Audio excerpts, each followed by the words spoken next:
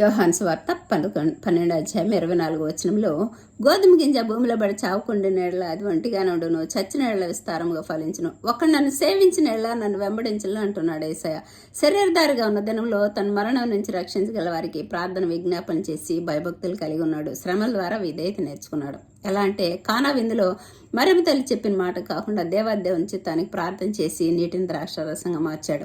చనిపోయిన తర్వాత లాజరు చనిపోయిన తర్వాత కన్నీటితో ప్రార్థన చేసి 4వ దినం సజీవం చేశాడు. సులువ మరణం పొందుతా కూడా తండ్రి చిత్తానికి లోబడ్డాడు. అందుకని మనల్ని ఏమంటున్నాడంటే మీ క్రియలన్నింటిలో కూడా మీరు శరీర క్రియలన్నింటిలో మీరు గోధుమ గింజలా చనిపోవాలంటున్నాడు. అంటే గర్వం, అహంకారం, అసూయ, ద్వేషం తీసేసి ప్రభు చిత్తంలోనికి ప్రార్థన విజ్ఞాపనలో నేర్చుకుంటూ ఉండాలా. మన చిత్తం అంతా తీసేసి ప్రభా నా హృదయంలోనికి రా, ఇప్పుడు దాకా ఏ మేలు చూడలేదేమో, ప్రభా నా హృదయంలోనికి రా, నా కుటుంబంలో అధిపతిగా ఉండు, నా చేతి పనిని దీవించు, నీ చిత్తం ప్రకారం మన చిత్తం అంతా చనిపోవాలి ప్రభు చిత్తంకి